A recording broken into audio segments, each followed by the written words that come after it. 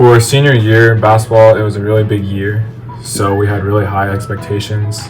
Personally, me, I had a lot of high expectations because I was known as the main scorer on the team. But along with that, I had a lot of decisions to make as far as recruitment, because for basketball or football at the time.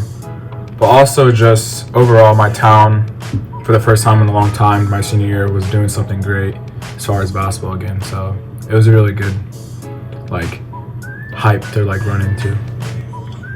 Personally, being a player that was known to be semi-decent on the team and the main guy, basically, I had lots of family come, like my mom and dad, best supporters I had throughout all my whole career, but especially my senior year because they knew it was my last year, obviously. My friends in the student section, they were always crazy and fun, so that was a neat experience.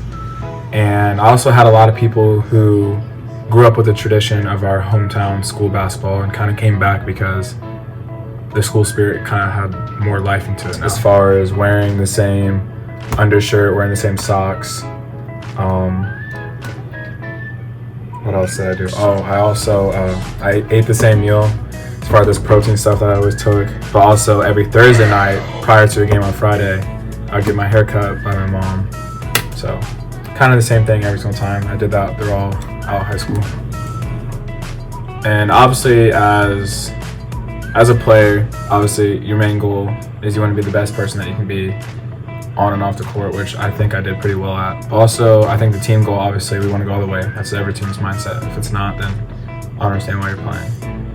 We want to go all the way to the championship. But personally, I had a bigger goal, is I wanted to get my 1,000 points, but I also wanted to cut down the net for my school, because my school hasn't been able to do that in a very long time, and I was able to accomplish that. One day in practice, I was going up just for a normal pull-up jump shot, nothing too crazy. And I came off a screen, caught it, and as I jumped up, I felt something pop, and then as I came back down, something popped again, and my leg locked up, and I was just sitting there staring at it, and I was freaking out because I never felt something like that before, but I also heard and felt the pop, so I was more in shock than anything than pain. And then after I was escorted off the court, I later found out that afternoon with my same team trainer, and I found out that I slightly tore my MCL.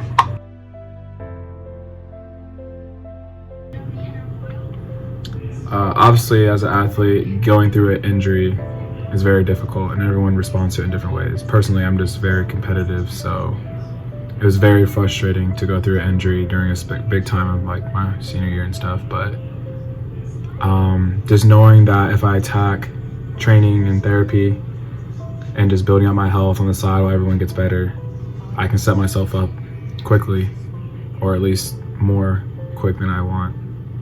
So I was able to do that, and it helped out in the long run, which I only missed out on 3 games. So it was tough, but I classically think it was my favorite year, just because it was a lot of neat experiences. I went through a lot of new things as being a player, as far as getting recruited, traveling around, and also just making new records for my school. So when I look back, and maybe my kids go to the same school one day, they can look back and see all the cool statistics and history behind it. Also, just knowing that I'm healthy now, and that I've built up my body, and now I know how to work on my body even more than I did when I was younger. So therefore, I can prevent myself from getting injured anymore.